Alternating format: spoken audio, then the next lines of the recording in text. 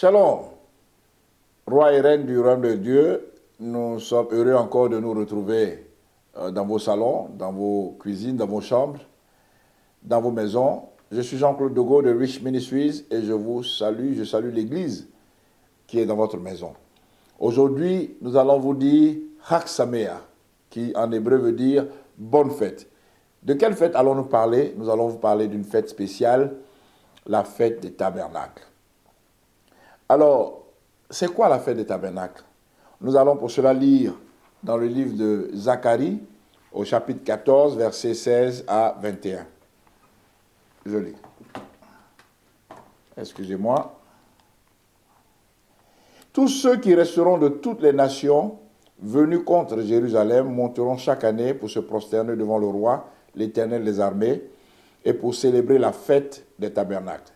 S'il y a des familles de la terre qui ne montent pas à Jérusalem pour se prosterner devant le roi, l'Éternel des armées, la pluie ne tombera pas sur elles.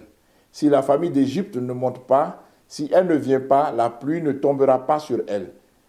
Elle sera frappée de la plaie dont l'Éternel frappera les nations qui ne monteront pas pour célébrer la fête des tabernacles. Ce sera le châtiment de l'Égypte, le châtiment de toutes les nations qui ne monteront pas pour célébrer la fête des tabernacles en ce jour-là.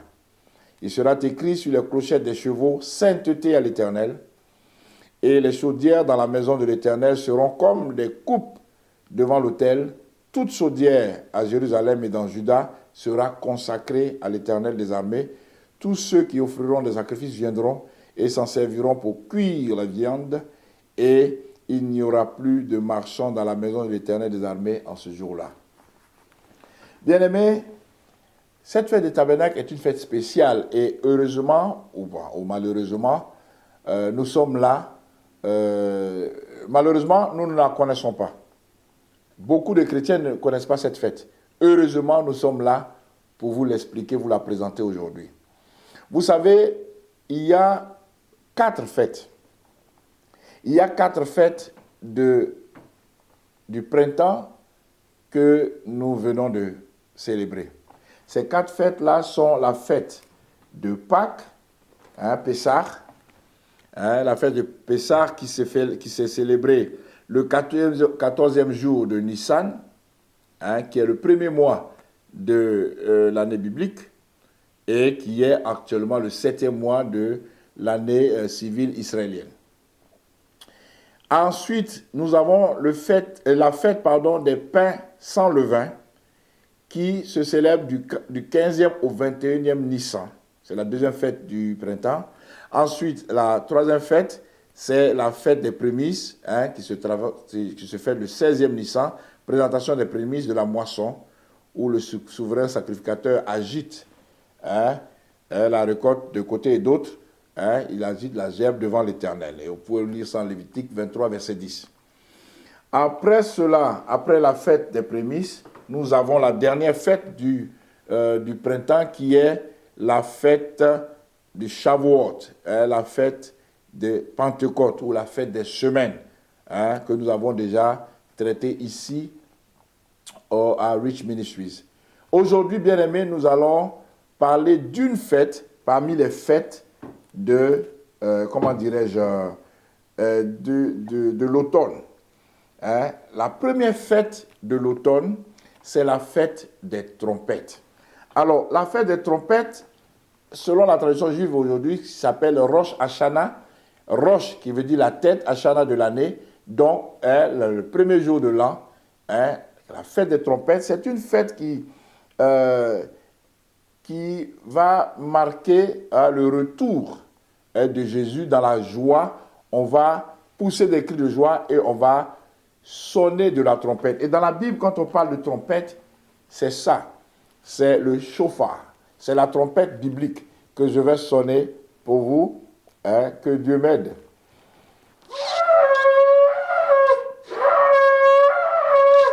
Alors, nous allons sonner le shofar, nous réjouir. Et Sukkot symbolise le processus de restauration que Dieu va faire à Israël.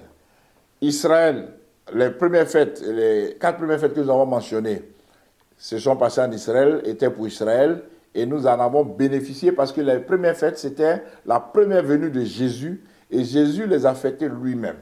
Jésus est mort, il est ressuscité, il est assis à la droite du Père en ce moment et cette période entre les fêtes qui ont été accomplies dans la prophétie et que nous avons expérimentées et les périodes qui vont venir, parce que Sukkot fait partie des fêtes qui ne sont pas encore accomplies, qui vont être accomplies par la seconde venue de Jésus-Christ sur terre. Alors cette période, cet écart entre les fêtes accomplies et les fêtes non accomplies, c'est la période donc de l'âge de l'Église. C'est cette période-là où l'Église propage l'évangile sur la terre. Et c'est dans cette période que l'Église ne doit pas faire l'erreur de penser que Dieu a rejeté Israël pour toujours et que Dieu a remplacé Israël par l'Église. C'est une fausse doctrine, la doctrine du remplacement. Nous allons en parler une autre fois si Dieu veut. Alors, les leaders de l'Église, et l'Église en général, doivent être conscients que l'âge de l'Église arrive à son terme parce que les prophéties montrent que Jésus est à la porte. Jésus va revenir triomphalement. Il va régner à Sukkot avec son peuple. Il va rétablir le royaume à Israël, à Jérusalem. Il va régner à Israël 10 et 1000 ans. Il va régner en Israël 1000 ans. C'est ce qu'on appelle le millénaire ou le millénium. Alors, cette fête-là débutera avec le retour de Christ qui est préfiguré par la fête des trompettes. Donc, la fête des trompettes, c'est la préfiguration du retour de Christ au milieu de nous. Alors, dans cet état de fête-là, Satan sera mis en prison, il sera enchaîné, il sera mis en prison pendant 1000 ans et Jésus va régner avec nous sur la terre pendant ces 1000 ans-là. Et c'est pour cela que nous avons lu tout à l'heure dans Zacharie 14, versets 16 à 21, que les nations qui sont venues contre Jérusalem, qui ont attaqué Jérusalem. Vous voyez, aujourd'hui, il y a plusieurs nations qui sont contre Jérusalem. Israël, il y a beaucoup de nations qui n'aiment pas Israël, qui sont contre Israël. Et ces nations-là sont pour les Palestiniens et sont contre Israël. Donc Jésus dit, toutes les nations qui ont attaqué Israël, qui ont attaqué Jérusalem, qui ont été contre, doivent monter chaque année pour célébrer le roi des rois, le roi de l'univers, et pour célébrer la fête des tabernacles. La nation qui ne va pas monter, la pluie ne tombera pas sur elle. Donc, bien aimé, les fêtes de l'automne, les 3 fêtes de l'automne, comme j'ai dit, c'est la fête des trompettes, Rosh Hashanah, il y a le Yom Kippour. Yom Kippour, alors, je vais d'abord, la fête des trompettes va se célébrer le 7e mois biblique ou le 1er mois de l'année civile israélienne, qui est le mois de Tishri, dont le mois d'abord s'appelle Etanim, mais aujourd'hui il s'appelle Tishri. Dans la Bible, il s'appelle Etanim, mais ici il s'appelle Tishri. Alors, cette fête-là, vous pouvez la voir, les références en Lévitique 23, verset 24, ou bien Nombre 29, verset 1. Alors, la deuxième fête dont nous avons parlé, c'est la fête de Yom Kippour, le 10 Tishri. C'est le jour du pardon, le jour du grand pardon, le jour des propitiations. En hébreu, Yom Akipurim. Donc, vous pouvez lire en Lévitique chapitre 23, verset 27.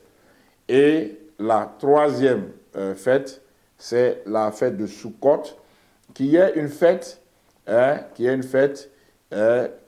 se fait pendant 7 jours et qui se fait aussi à Jérusalem, alors en présence de Dieu. Donc elle n'est pas encore accomplie, elle va se matérialiser par la seconde venue de Christ qui va rétablir le royaume à Israël. Bien aimé, c'est une fête magnifique à laquelle moi-même j'ai participé. Alors à cette fête-là, au cours de cette fête-là, tous les Juifs, tous ceux qui fêtent la fête tabernacle en Israël, vont sous des tentes. Ils ont en main 4 épices.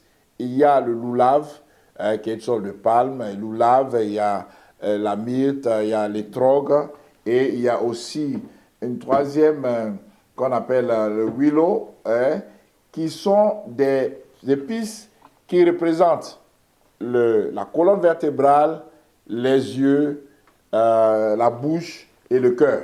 Alors, et ça représente aussi les 4 types de personnes qui sont sur la terre, les personnes qui font le bien et qui pensent le bien, les personnes qui pensent le bien mais qui ne font pas le bien, les personnes qui font le mal et qui pensent le mal, et les personnes qui ne pensent rien, qui ne font rien. Donc ces 4 personnes-là sont réunies et les Juifs prient pour le monde entier et tous les différents types de personnes qui sont sur la terre au cours de cette fête. Et bien aimé, c'est la fête la plus sécurisée au monde. Quand vous allez voir les statistiques de bombes que les Palestiniens lancent sur Israël, à cette période-là, il n'y a quasi aucune bombe. Donc je vous encourage à monter à Jérusalem pendant la période de la fête des tabernacles, parce qu'à cette période-là, il n'y a rien. Et pour terminer, à la fin de la fête, la tradition juive va ajouter une dernière journée. La fête dure 7 jours, mais il y a une 8e journée qu'on appelle Simchat Torah, où la joie de la parole, la Torah, la joie de la Bible, où le peuple célèbre sa joie devant la Bible, la parole de Dieu. Vraiment, c'est vraiment extraordinaire. Je vous demande de faire de Sukkot votre pèlerinage, parce que les chrétiens ont un pèlerinage qui est Sukkot pour monter à Jérusalem, marcher là où Jésus a marché. Et bien aimé, c'est une bénédiction. Ras Sameach, bonne fête, shalom.